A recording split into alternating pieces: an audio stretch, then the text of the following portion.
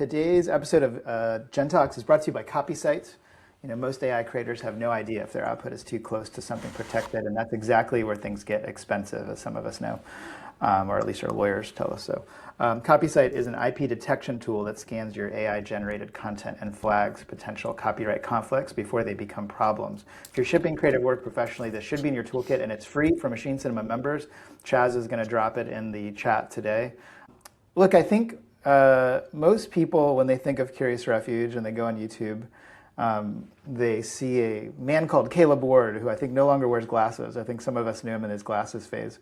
But you are at least his better half in some kind of proverbial sense, but also have been just the true partner to his and your journey, creating something I think a lot of people here, myself included, and I work with you guys within the documentary kind of program, and it was a student before I got to do that with you guys. But you guys have touched a lot of people. I think it's really fun for people to get to meet you today. I think a lot of us have gotten used to Caleb smiling at us and teaching us things. I love people knowing your story. Would love to just, I don't think people know, like, where did Curious Refuge come from? What is what do those two words mean to you? And the fact that this is built off of an education, heritage you guys had before. But welcome, Shelby. I love people getting to meet you if they haven't. You're one of my favorite people in the space, but so excited to have you here. That's so kind. Thank you for those generous words. And honestly, I would say that I'm a bit more socially anxious as a person. So I love not being on camera. I think it is great. But I'm super happy to be here, and I love the what Caleb and I have built together. A little history there. We actually grew up together, which is wild. Many people don't know that. So I think I met him when I was 11. And we've always collaborated together. So even when we were kids, we started a band together. We worked on short films together. We've talked about doing a terrible short film festival one day where we just premiere all your terrible past work. And what's funny is my brothers will probably be actors in some of his short films, which is awesome. But we've always just collaborated together. And we started, our relationship started because of a film. So he was a senior in high school, and we were collaborating on this feature-length script he wrote. We were casting and working on the production side of things together, and having these lunch meetings, and we were like, you're actually kind of cool, I like you. And so we started dating, which is really sweet. The film didn't turn into anything, but we still have it, and it's sort of this idea of maybe in our 20-year anniversary, we produce this film and have this as a huge feature, and just have a party around it. That would be super fun. So we've always collaborated together. And then for me, my background, I've been for the last 10 years working in education in some way. And so, and it's always been online. So ed tech, or, using this virtual training. So I started out, actually, I've never shared this publicly, which is kind of weird, but here you guys go. I was actually on this team where we trained people how to use medical devices, TENS units. And so I was in studio helping to create content, helping to cut together the training, and then hosting courses online for these chiropractors and people, in medicine who were looking to learn how to use these 10 units on their patients. And so that's where I started 10 years ago. And then I was able to use that experience with other existing production experience. And I started working with a company called School of Motion. And so they teach animation and motion design. And so I started doing production with them, helping to, build courses. And then, quickly within that team, started seeing this knack I had for operations, just very quickly started working with, the organized side of the business. Where do we, as we're scaling these courses, who do we have to support them? And who, just thinking through that. And so, yeah, kind of quickly folded as it is a startup. So with every startup, everyone's wearing multiple hats. And so started to kind of go more that direction than production. And then we just continued to grow. And I think that company, I started as like the 5th or 6th employee. And then by the time I left, we had, I think, 20 full-timers and then 60 part-timers. And so just scaled super quickly and was a part of that. And so I was in motion design for a while, moved into visual effects. And so doing the same thing, creating courses, working with visual effects supervisors in the industry who would come on board and help to inform and educate. And we worked with studios to create training. And so, again, ran the operations side of that.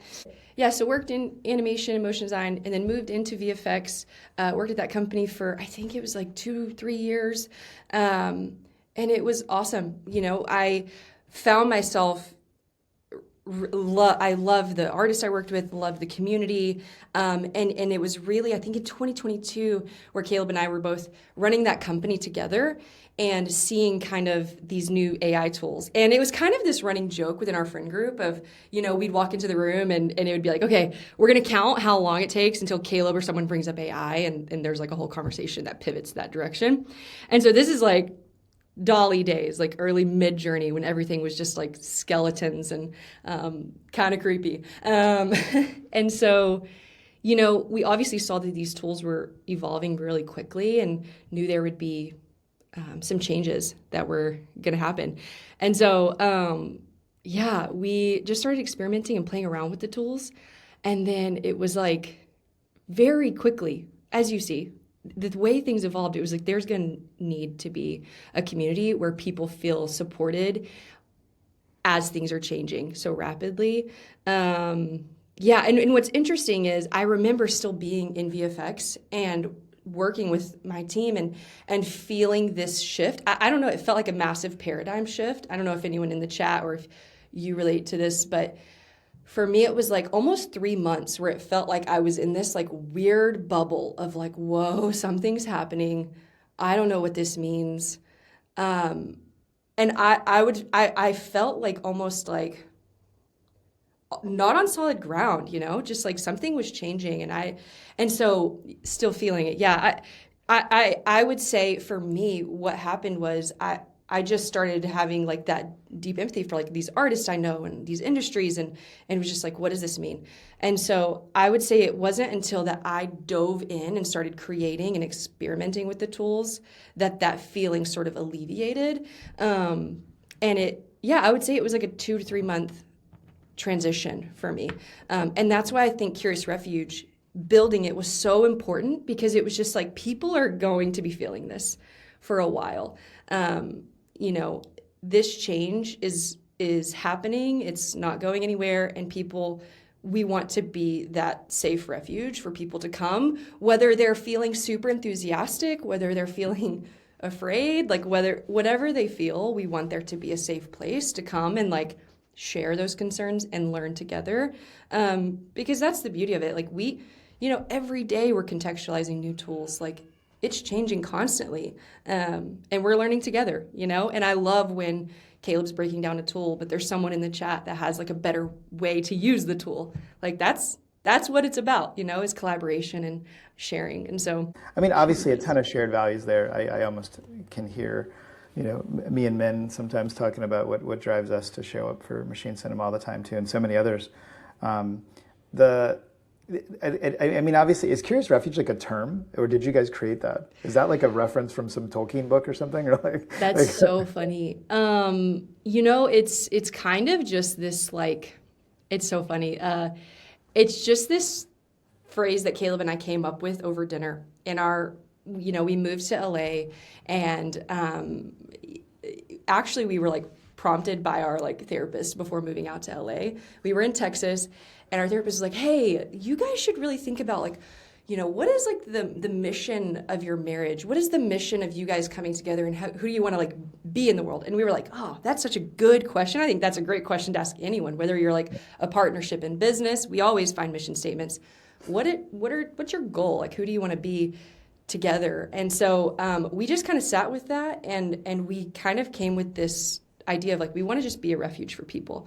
We want to be this like safe haven, like whoever you are, wherever you're from, whatever you believe. We just want like our home, who we are as people, like our presence to just be a refuge. And, you know, so that's kind of like us as people and how we see like the mission of our marriage together. But, you know, we were like sitting at dinner one day, we were like, we want like an online version of that. Like, what does that mean? And in building Curious Refuge is like, I feel like it embodies both of us really well. Like this curiosity of Caleb. I mean, I'm curious too, but like we like embody both halves of Curious and Refuge, you know?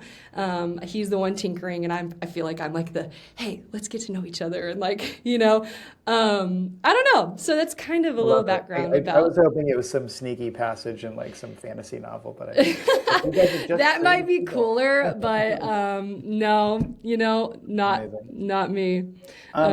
Love it. I mean, obviously, the thing that I'm personally very curious about is I think so many people in our group, and you know, whether it's consultant work they're doing or just the Thanksgiving table they have to sit at and have to connect with people about the stuff they're working on. There's always this kind of liminal space between, you know, people that are spending time with this and some people that are new to it. But you're very specifically interacting with people that are coming to it, whether it's you know, new students.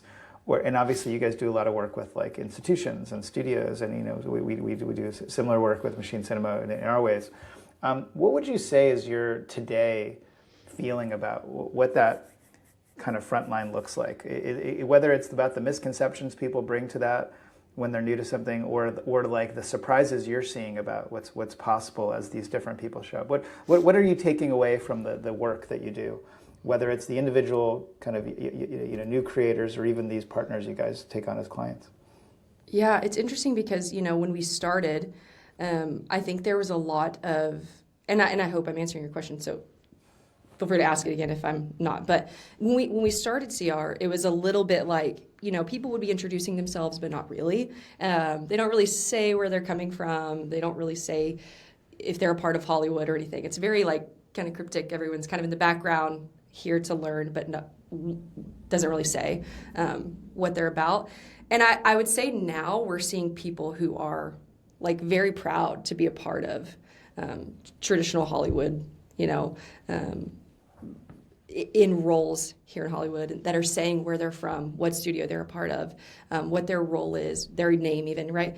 And so I think that's what I'm seeing is there's definitely been like a shift in that curiosity, and there's been a more willingness to like lean in and learn and to admit that you're learning and that you're curious about these things.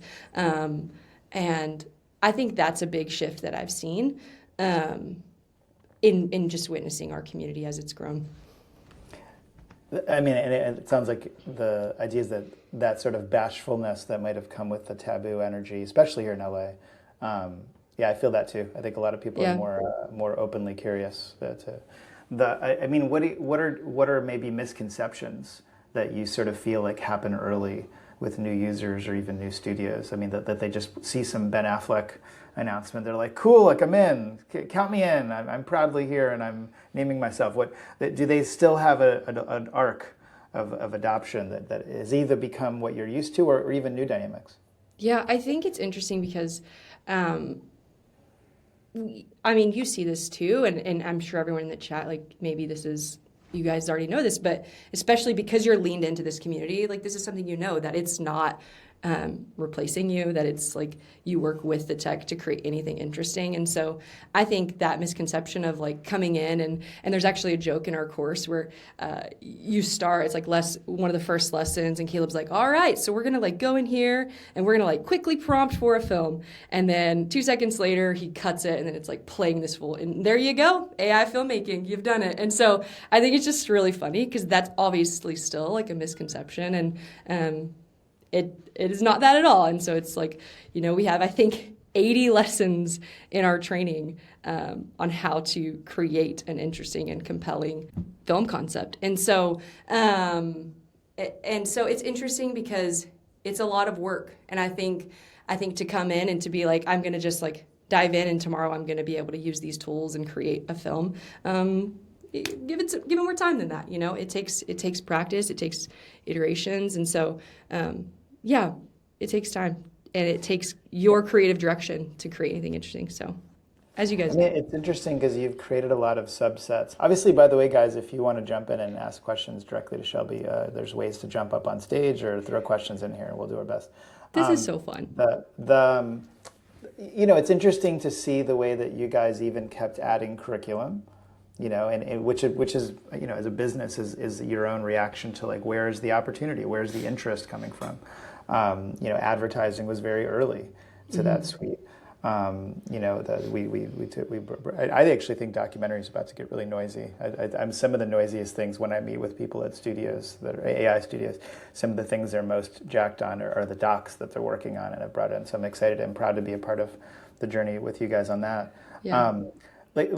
Talk a little bit about that, and maybe it is just sort of we're at a stage of like, let's try stuff, and maybe it's an experimentation instinct.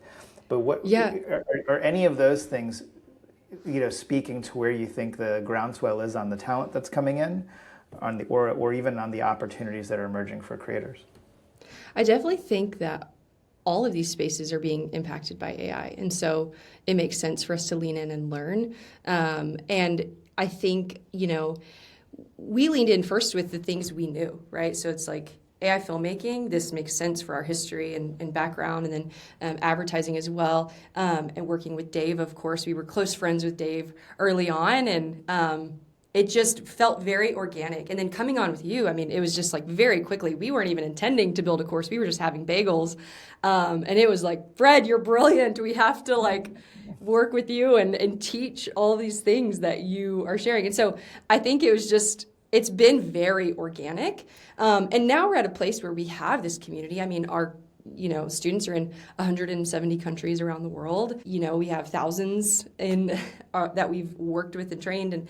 And now we're actually serving our audience. We're like, hey, what do you guys want to learn? And so that's been really cool. So we have a list of courses we want to create this year that are basically things that our community has suggested. And so that's been really cool. Very cool. Lots of questions coming in, and I know Winston wants to come up on stage. I'll go through in some order. I personally don't like predicting the future. I think we're in a very volatile time to build variables for the future. But Elettra is very curious, as you imagine, whether it's a business plan position that you have to answer this, or what you dream about. What do you think Curious Refuge has started? Where will it be 5-10 years from now? Yeah, part of, and this is another question I saw in the chat, but part of our merger with Promise is to support this goal as well that we're currently operating in, but also a larger goal we have for where we see Curious going. And we really desire to close the loop on training. So we've built this system for supporting artists, educating, upskilling, but really what happens next? We have a jobs board, which is successful. People find jobs on it all the time. People tell us that they hired from our jobs board, but we don't want to just stop there. And so the goal is to create an ecosystem to where we're training, we're upskilling, we're posting opportunities, but also we're empowering and moving you into opportunities. So whether studios are reaching out to us, whether that's an opportunity at Promise, we'd love to bring artists into that pipeline and support them in work and landing jobs. And then the idea is maybe those artists are taking off and finding awesome opportunities and growing their skills in their production experience, and maybe they come back and teach. I really would love that idea of creating this upsystem of supporting artists. So I see that being what we do over the next 5 to 10, being just this this hub for upskilling, for learning, but also for supporting artists to land jobs. Not only at Promise, but all around. So super cool. Thanks for that. And obviously the Promise piece is. It's been pretty well documented, but it sounds like organically growing off of a relationship we already had with Dave, and You know, a lot to be curious about what Promise is up to. We'll let someone from Promise answer those questions. This Yeah, is love that. probably an NDA question, but in case you have an answer, it is an interesting one.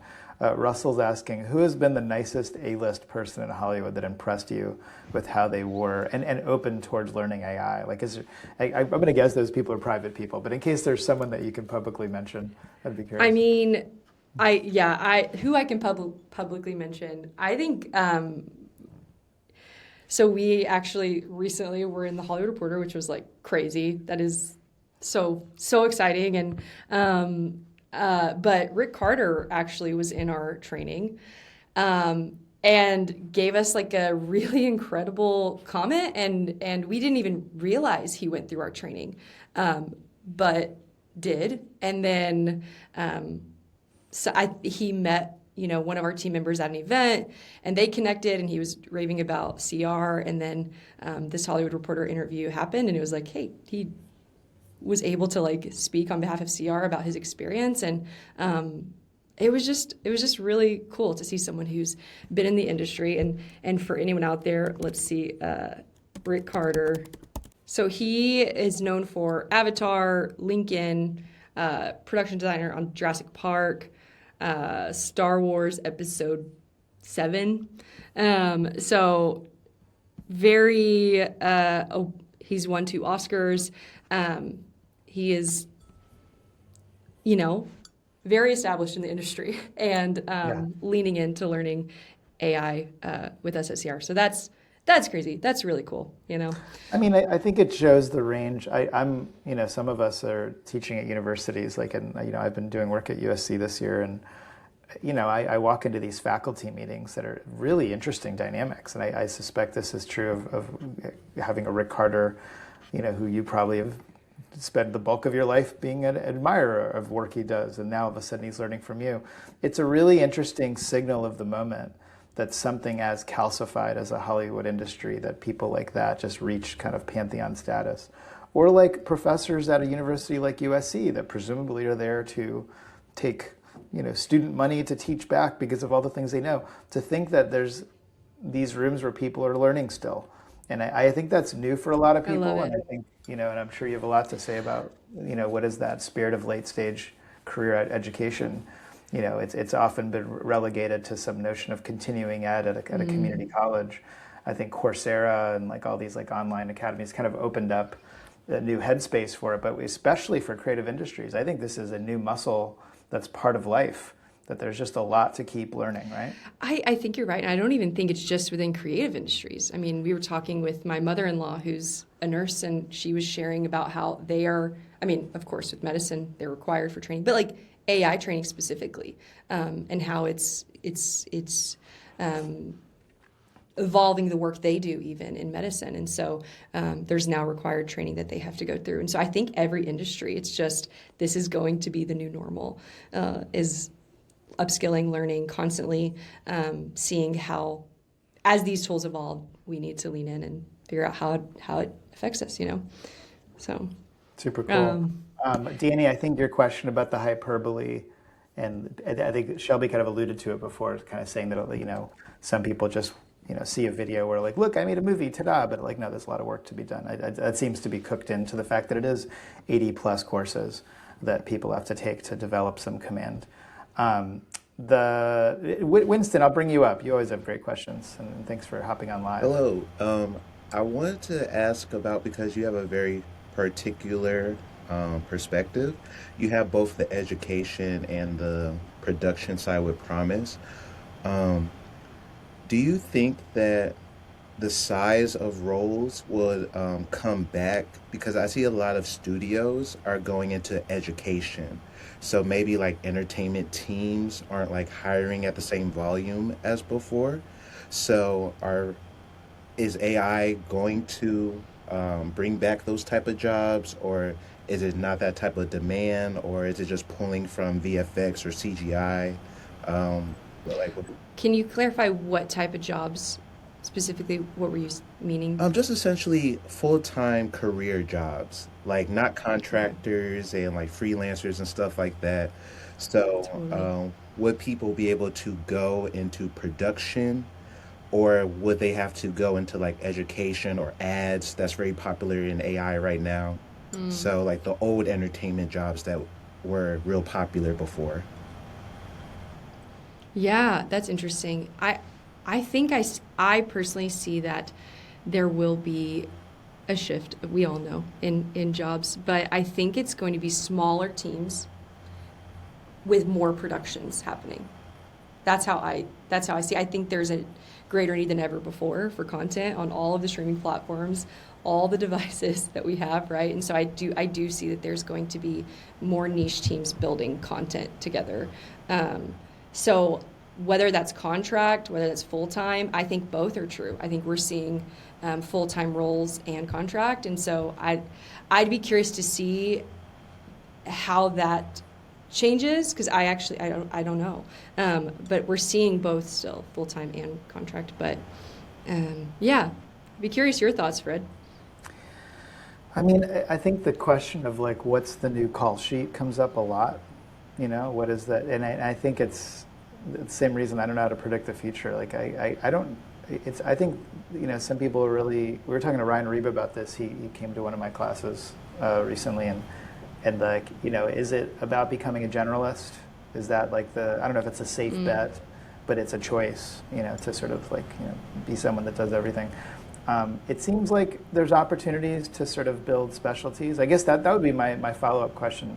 Electra's asking about like the notion of the hybrid workflow. Is that something that Hollywood is now sort of building into it? I mean, I'd qualify that further.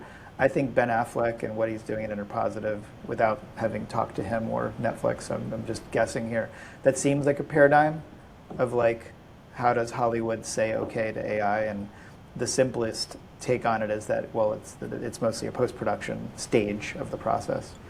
But it does probably imply a lot of hybrid. It probably implies a lot of foundry model Adobes. Like, is that becoming sort of the type of call sheet that we can imagine? Very literally, there's $600 million going into whatever that is at Netflix. Do you have, again, I feel like you guys have spoken to Netflix before. Do you have a sense on that kind of industrial pattern that's emerging? Like, how does someone that admits they have a lot to learn, but they start to set targets on the dartboard of where they want to go? Yeah, I think I've seen education, it, by the way, I think education, I think we are talking with them. There's constant interest in hiring. Every studio we've talked with, to be honest, and it's most of them, there is interest in artists who know the tech. And so I do know that. And actually at Curious Refuge, we just brought on someone full-time who that is their role, is to coordinate with our artists and with studios that are reaching out with opportunities that are available to help land opportunities, because they are there, and we are working to support that that pipeline for them. But personally, I'm curious about Colin and the competitions they run at their company, because I know there's some. Yeah, we'll stick. If you want to throw, I'll bring him on. Maybe we'll get some questions. Actually, Colin, if you want to come on in 2 minutes, that'd be great. It sounds like Shelby might have a question for you. I mean, look, I think like it's inevitable that we wonder about the future and the role that we're. I remember reading a Fast Company article about journalism schools, whether they thought, and it was a very provocative headline, so I'm not going to dog the journalism industry, but is it irresponsible to take people's money for a journalism school, given what they were implying was in the downturn of that job, for people that would spend a lot of money to go to like a very expensive school? Meaning that I think we're entering a phase that, call them creative jobs or craft content jobs, like there used to be a very steady space that people could sort of build some life plan that included paying for a mortgage or something. And then at the education level, that was like an investment, right? So inevitably, we do have to sort of imply some knowledge of the future, because we're telling. I think you guys are at a different price point than maybe a University of Berkeley journalism school.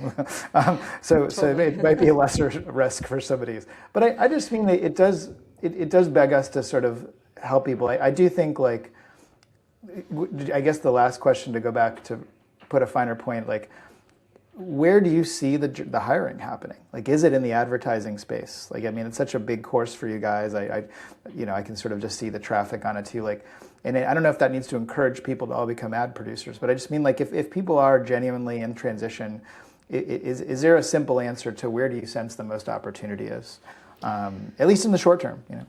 Yeah, I do. We've been working with a few of the larger advertising companies to upskill and train their artists. So there's definitely lots of advertising folks learning the tools. And I would say it's a bit split, if I'm honest with you. Like it's so diverse, the amount of like job opportunities that are coming our way. It's studios and it's advertisers.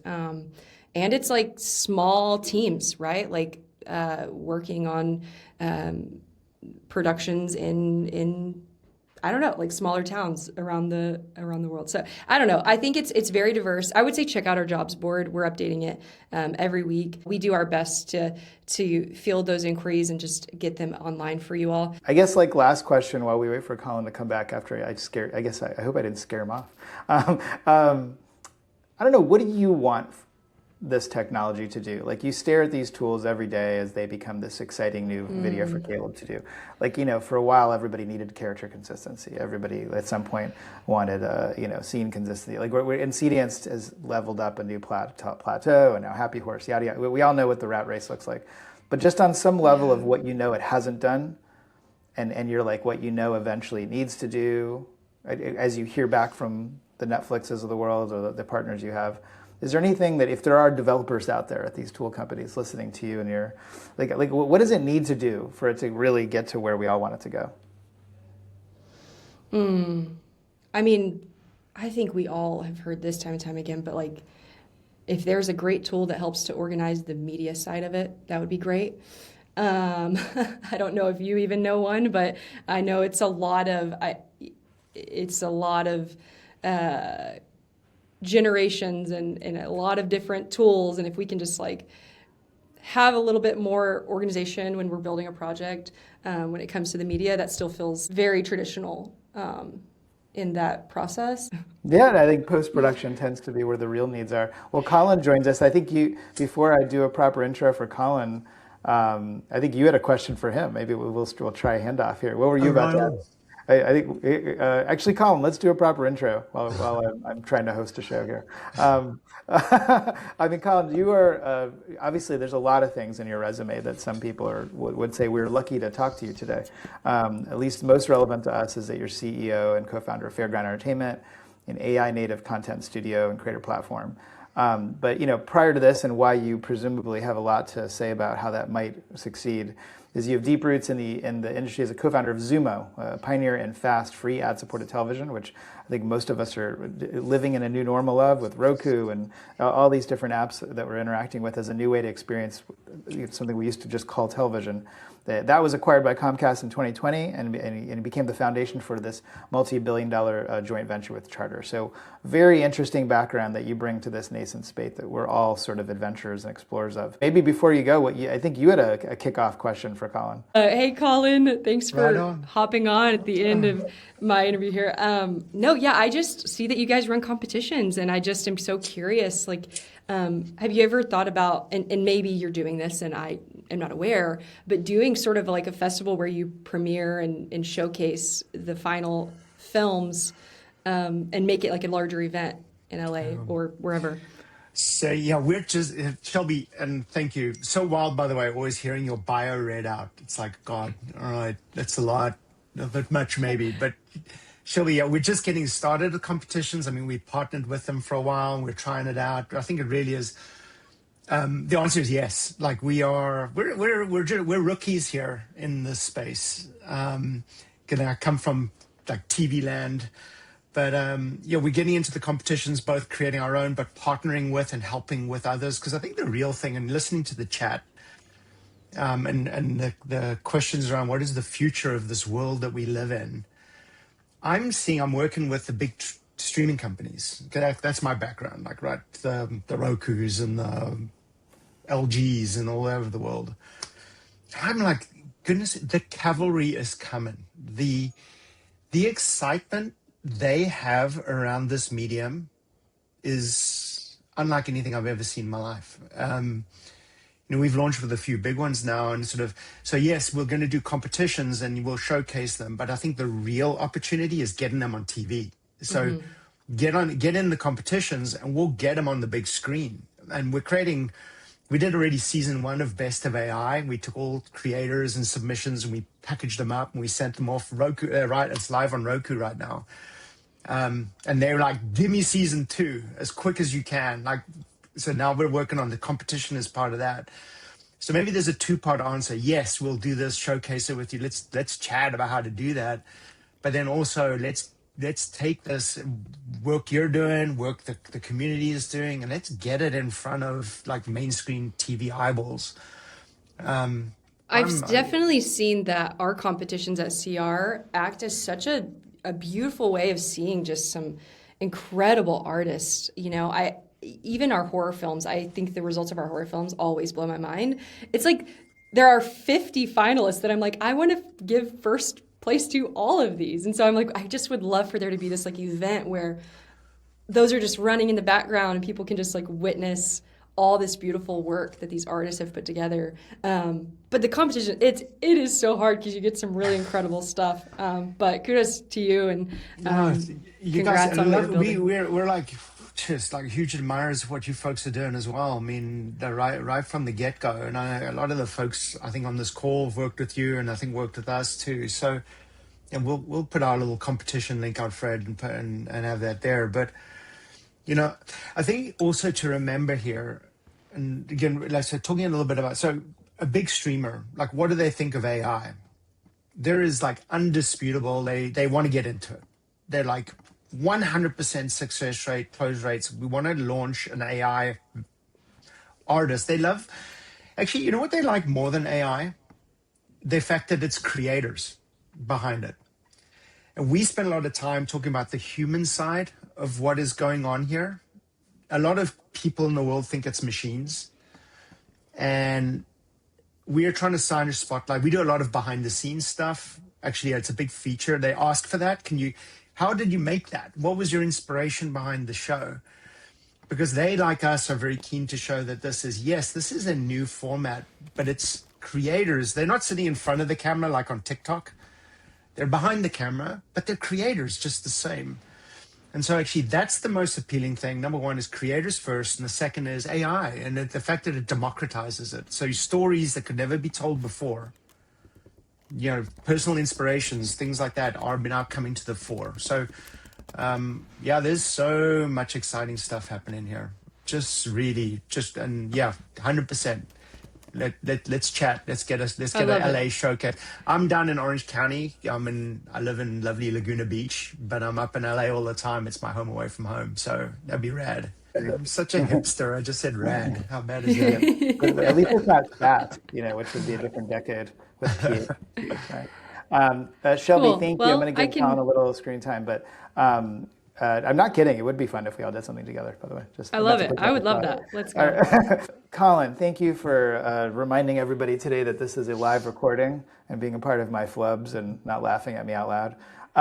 But welcome. We've had you here before, and I know that we can, for some people, do a little bit of a refresher course. But the reason I reached out to you was also very much because there's stuff going on.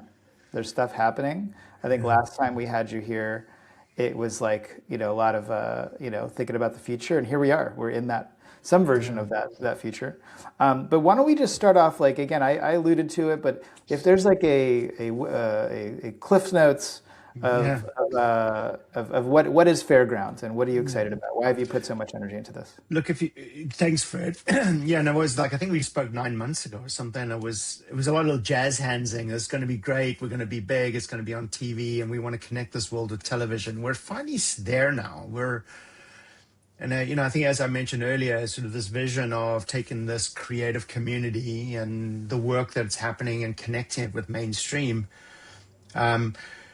We're now live, and 4, maybe 5 major platforms, and like 6 or 7 more coming. And it's not like we're not just an app in an app store. Like it's taken a really long time. And frankly, we've been so grateful to the creators we've been working with for waiting so long for this to start happening, because what we're doing, rather than, app will come later this year, but we're fusing what we call native integrations directly into, say, a Roku channel and we're taking the assets and the creative and the stories that we get, and we're piping it right into their ecosystem, and then they're choosing where to put it. Some are creating shelves of best of AI, some are curating it to their channels. But what that really means is that's right to their audiences. And so there's also something, Fred, we're being careful as we start. I think, as you know, there is, and I think that the chat says there are concerns out there. It's like, okay, what does this mean? This is a little scary for a lot of folks. And so what we're working with them is how to get up and running, taking the very best and starting a journey together with them, starting to learn about what works, what audiences react to, what kind of genres work well. And so I think for us, it's the first innings. It was like all this year of prep, but now we're into this. How do we learn and share what we're seeing back with the community? Like, how do we make better stuff? So that's kind of the mode we're in right now. And just feeling, so grateful. Like, I mean, I see some of the folks on this call that started with us a year ago, building our first shows that are like finally live. But it was also those first shows were a way to get the platforms excited about working with us. It was the Robin Hood and Dracula were the first ones we did. But now now we have thousands of folks contributing. And it's blown up, as they say. So yeah, really good. Can I ask a wonky question? Yeah. I mean, look, so much of the interactions some of us have as we talk about creating something. I mean, eventually it's about this notion of copyright and things that traditionally distributors have a lot of requirements on, things like indemnification or frankly the copyright position. And if this is a really long answer, then I'm happy to take the short one. But is there? I mean, you're distributing. You're doing the thing. You're doing the thing that some of us are interacting with History Channel, like they're doing the thing. Is there like a quick, what is the solution you've found, or what is the level of tolerance and risk that you've found when it comes to traditional things that the U.S. Copyright Office has not resolved yet, and that there's a lawsuit still playing out? Yeah, I mean, that's almost one of the most important questions in this space. Like, a lot of the time that it's taken, Fred, is because we've had to work out, and what Fairground has had to kind of come up with a lot of assurances to these platforms that we're going to try and avoid as best as we can a copyright phone call. And so we have ways. So so we take a couple of steps. And actually, I know you're a sponsor. I actually reached out to your CopySight, and we're going to chat with them. And I'm very interested in what they do. So big up to it. Thank you for the note there. Men already connected me with them, and we'll have a chat. But what we're doing today, though, is first of all, shows come in. We do check. We have some services that check for a lot of the failures in the first round is with audio and soundtrack, using music that is not licensed or you don't have the rights for. Actually, that's often, most cases, what a lot of videos fail for. And we work with the creators. Say, hey, can you replace it, or can you get the rights for it?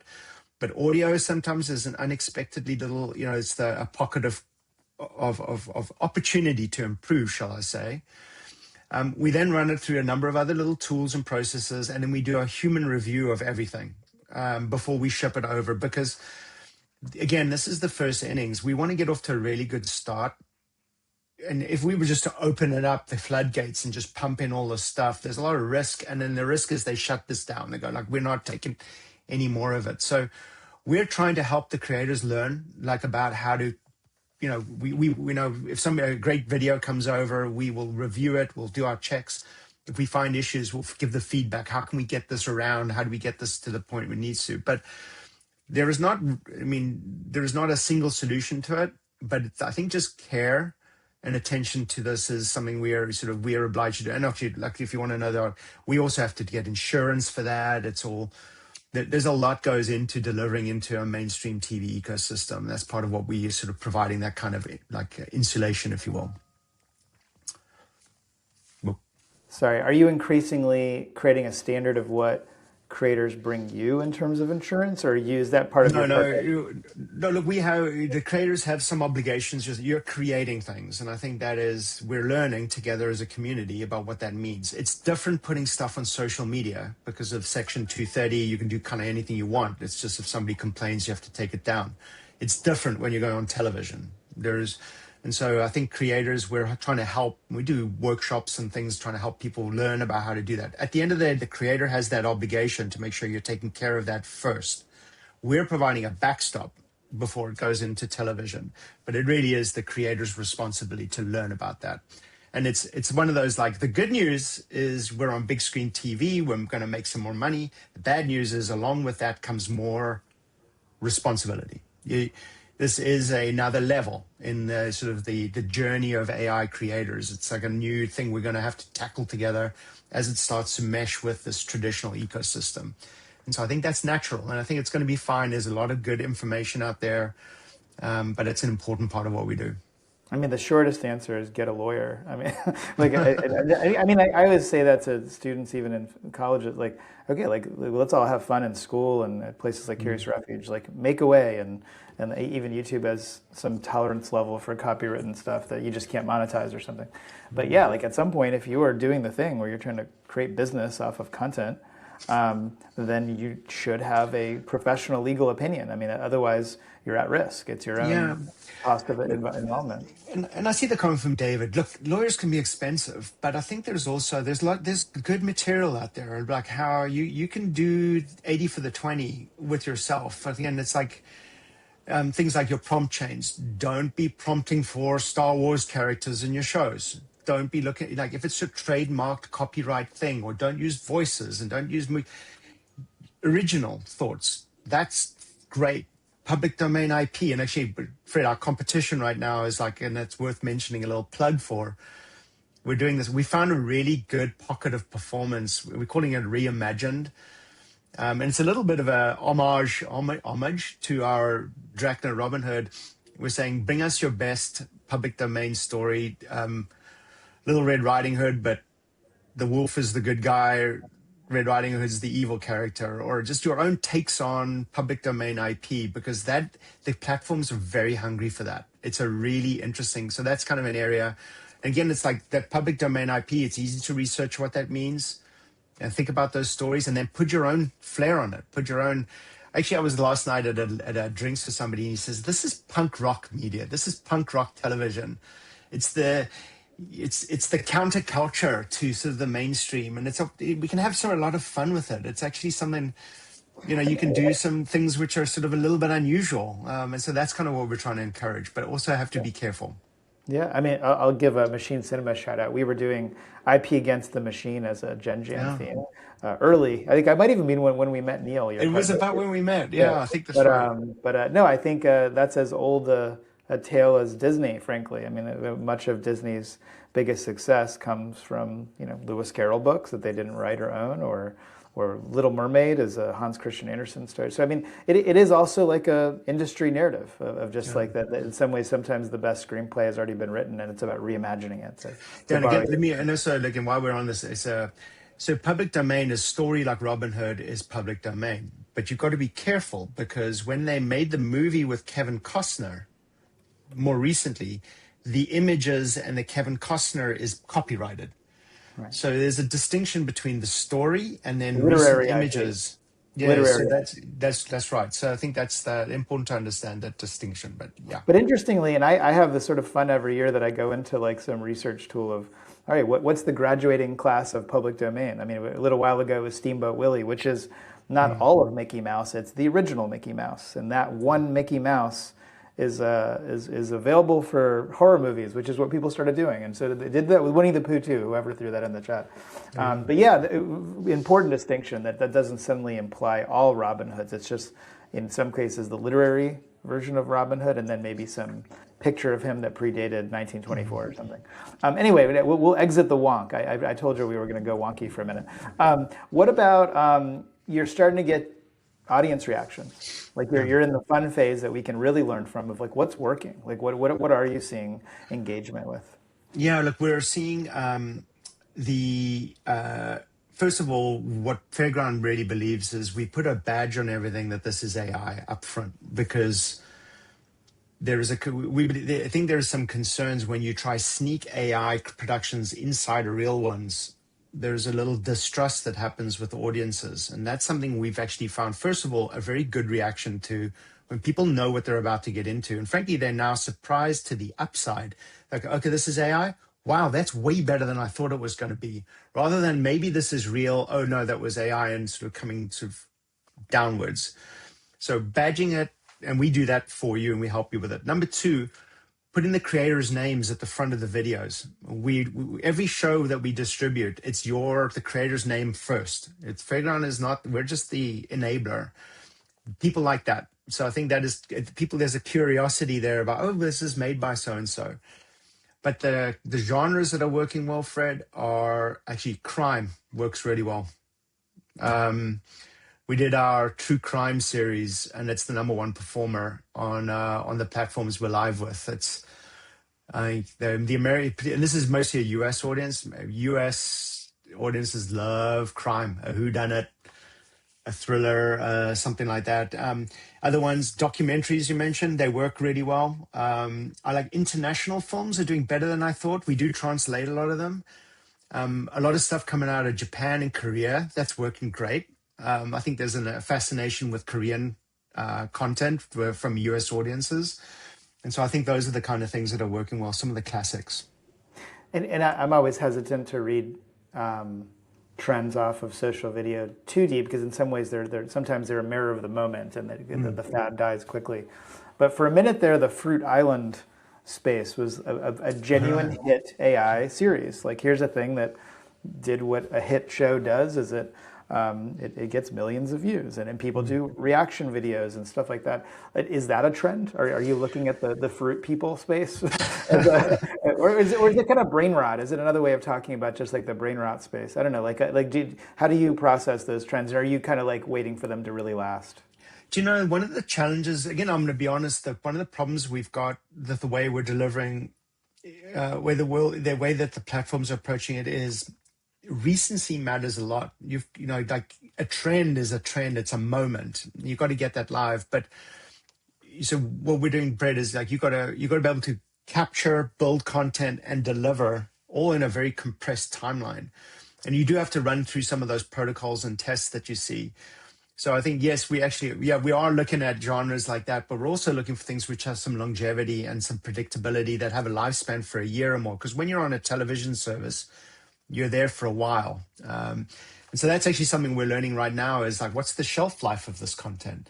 And I guess the guide for that is, if the story is really good and it's well written, it lasts forever. Even if the visuals are a little bit of older versions of Kling, or if the story is good, it holds up better with a longer lifespan. I mean, I like to use the word, like South Park is a good example on television right now. The visuals are, they're gorgeous and they're clever and I love them, but they're not cutting edge Pixar animations. It's great script writing, and I think that people love it because it's well told stories. So I think that holds to be the most important thing, is great stories matter almost more than the visuals right now for the TV space. What's the median age that you're currently operating at?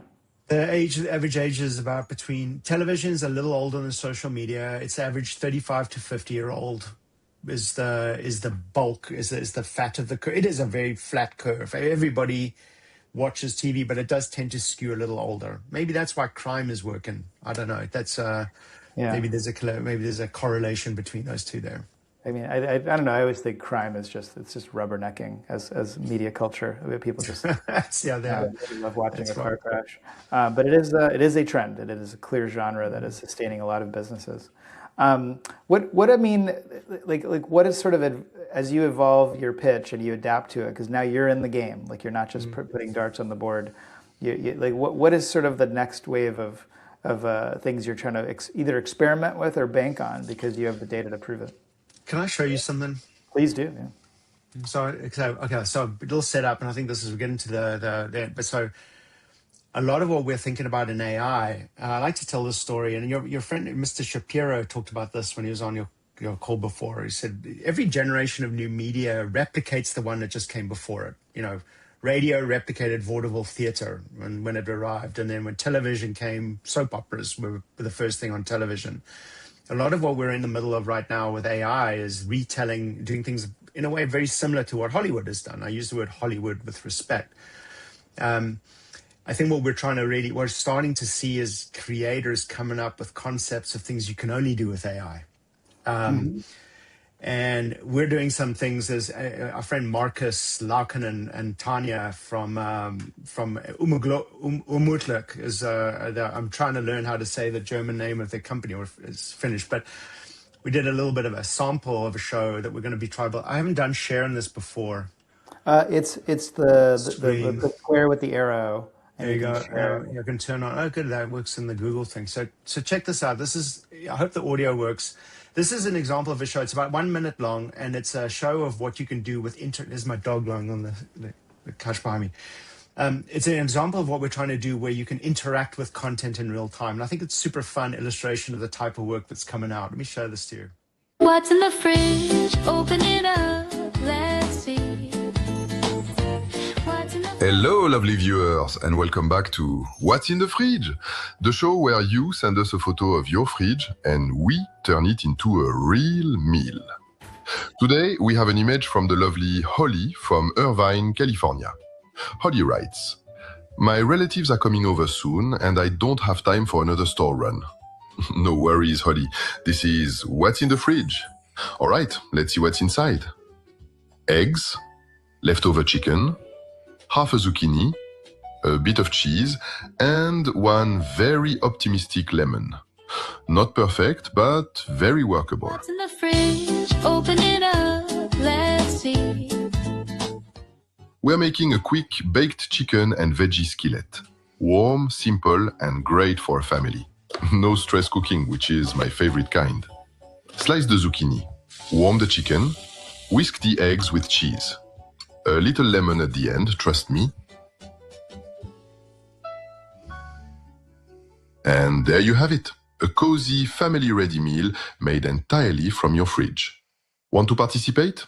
Upload a photo of your fridge through the Fairground app and you might be next on What's in the Fridge. What's in the fridge? Open it up.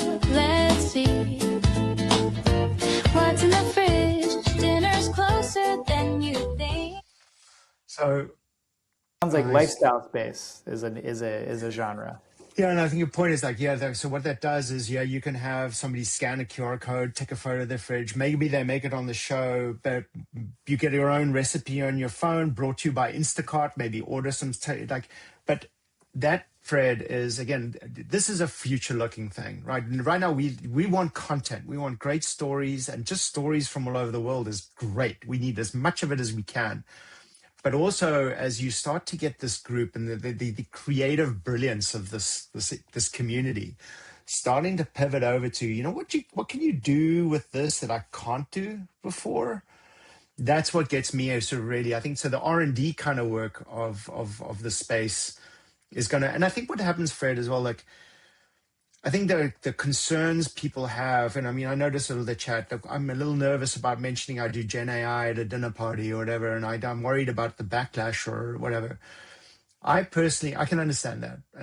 But I think when consumers start getting something they couldn't get before, when you start showing them a new kind of entertainment or you fill a new role in their life, I think that relationship changes.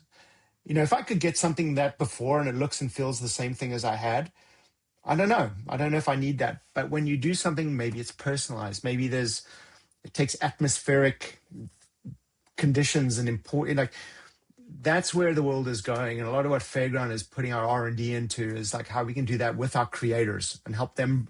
Creators should be making shows like this. How we can provide the engine behind that to sort of make that come to life is, I think, the future-looking statement. And presumably create the onboarding with brands and advertisers. We can connect you with the dollars. Yeah, I think that's the way to go. Yeah. I mean, that's a very interesting, we interact with, we've had John Gate on here and he'll talk about what he's doing at Escape, which it's not to say you don't like cinema. I'm just saying when you show something like this as something you're interested in, you're expanding into a broader, almost historically television mindset of lifestyle content, things that have that kind of utilitarian value versus like inspiration in cinema. And that's an interesting position for you guys. I'd say, like, as we look at the distribution landscape for this niche, like I personally see that as a very bullish signal for you guys, because I think there's a lot more. Like, I don't care if it's AI, I want to know how to cook that meal. And that's a good, broader bubble of consumers than just the ones that need to be reminded how the sausage was made. Very cool. What if there's such a thing as a call to action to people today, and what should people reach out to you with? I mean, it's as if you don't. Can I drop something in the chat? This is check this out. This is, by the way, follow our LinkedIn page. It's a really good place to see what's going on with. This is our Reimagine competition. Please have a look at it. Check it out. It's got 2 categories. One is the Reimagine piece, which we're trying to find these new sort of retellings of old stories. But also, if you have something new that you've done that isn't reimagined, send us to us. Well, we're hungry for good content.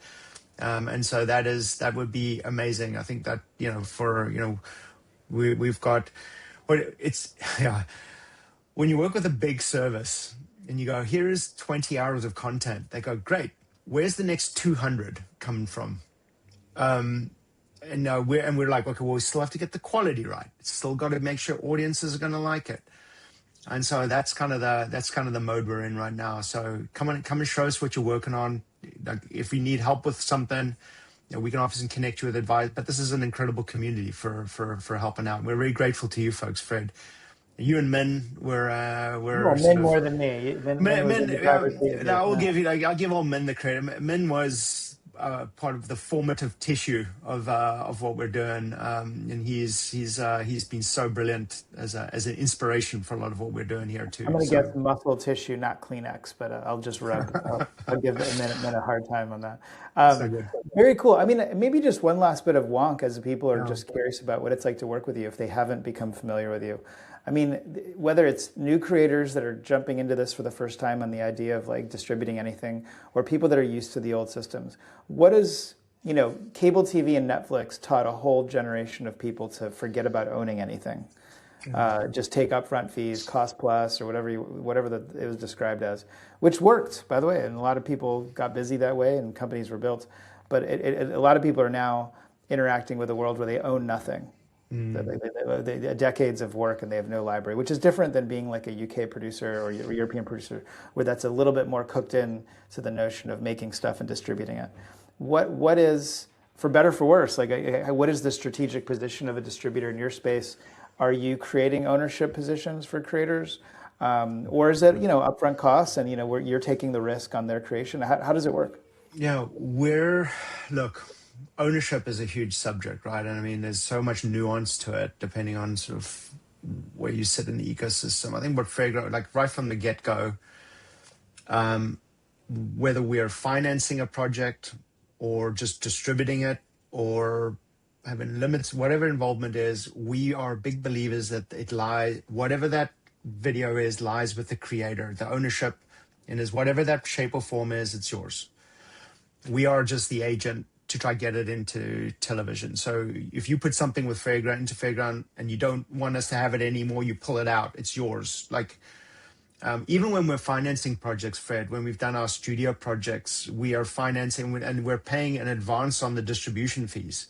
And again, it's the asset is the creators. And I think that's our guiding principle. I don't know yet how the world works out with ownership around Gen AI stuff. I believe that the creative process is as valuable and as hard to do as in many other formats. But I think the course of the way we're sailing again is we're here to help the creator, and your property, your ideas, your stories are yours. And so that's kind of that I believe will be the guiding principle for us for a very long time. The other thing with it, Fred, is like also guiding principle, transparency around data. Like a lot of platforms, you sell your show into it, you get your movie into a big, I won't say the name, but they hide how well you're doing because they want to use that as leverage to negotiate against you for the next deal. I think at the same time, your asset is your asset. Number two is the data. We will share data of how it's working. We get patchy data sometimes from some platforms. Some give us very detailed data. But also, I think what I hope for, Fred, is like transparency and respect matters. And one day, many of these people on this call will graduate to not needing Fairground anymore. They'll be big household names and famous movie makers.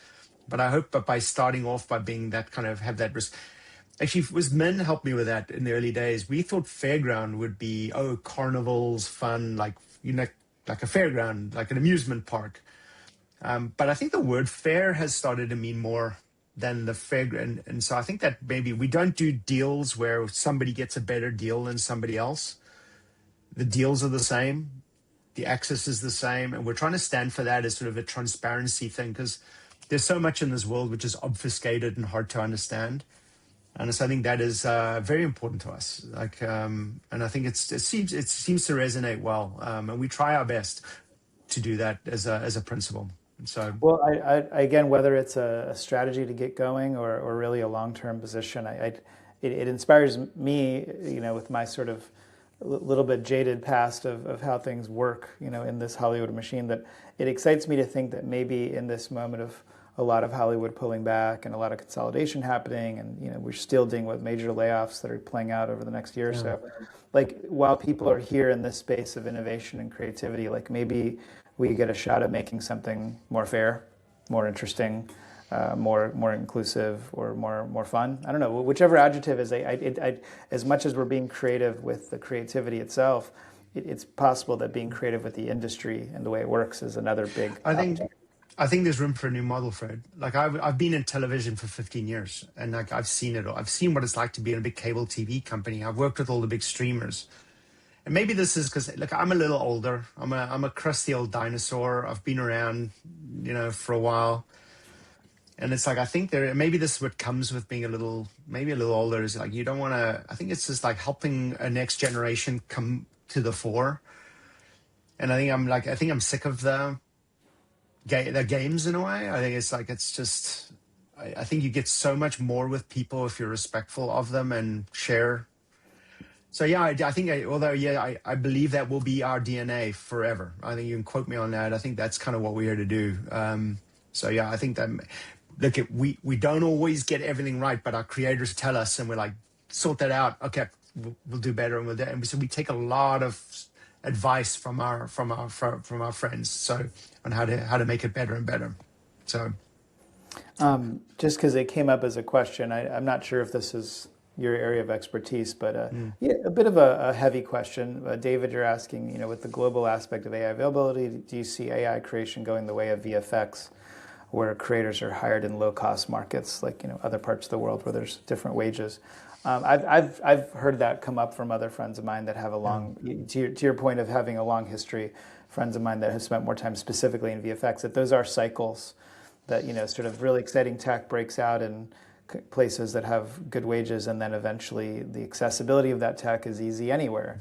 And it does have a dynamic worth looking at. I don't know if this is your area of expertise, but if it is, do you see that here? And again, while people are observing it, what's the opportunity for the person that thinks they just built a moat for themselves learning AI VFX? Great question. I think it would be disingenuous of me to say that trend of, like, we talk about the democratization of television. You talk about it, you go, oh, great. There isn't a gatekeeper of Netflix or whatever deciding what to make and what not to make. So the good news is we can all make stuff and get it into television and get it on screen. The bad news, I guess, and bad news for some, is that everybody can do it. Like it is a kid in Dembele Hussein in Senegal, or because that, yes, the tools are global. So it does change the competitive dynamics. I think in work for hire situations, there are going to be people who can do work for hire at lower costs around the world. I think that is a factor. But when it comes to your own work, your own shows, if you're talented and if you've got an eye for a story and a production, you have an advantage. So I think that's where it doesn't matter. Like that's where talent, it's very, what's the word? It's like it's meritocracy or whatever. It's like it's Meritocracy, much more. It's meritocratic. meritocratic, if that's a word. Um, and so yeah, I think that is a fact. It's both. I think that maybe that is the rough with the smooth a bit. It is in a very accessible medium, and somewhere there's a billion people more plus in India.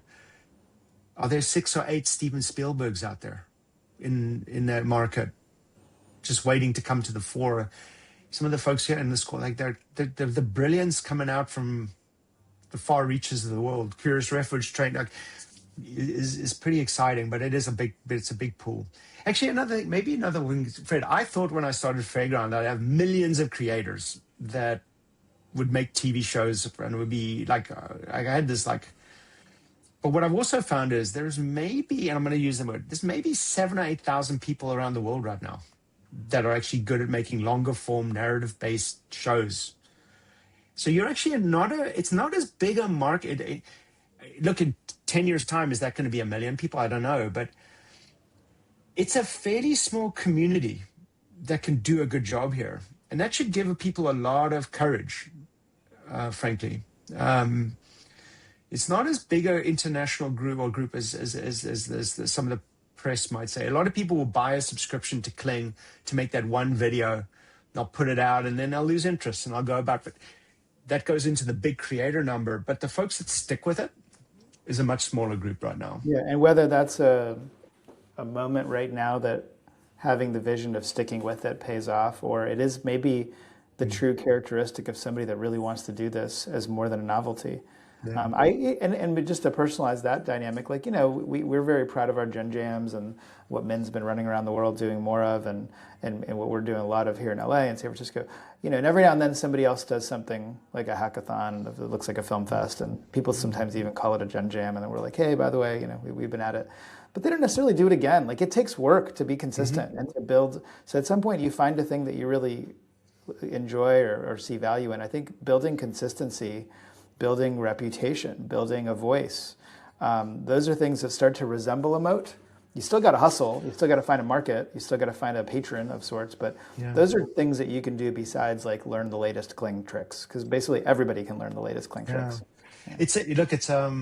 It's wild. The folks are doing it is a good. You mentioned all rounders and specialists a little earlier. It's a test. You're running a brand yourself, right? You're having to learn, develop, be persistent, take the knocks, evolve, but you're also having to think about marketing yourself and what's your distribution strategy. You're a mini studio in one.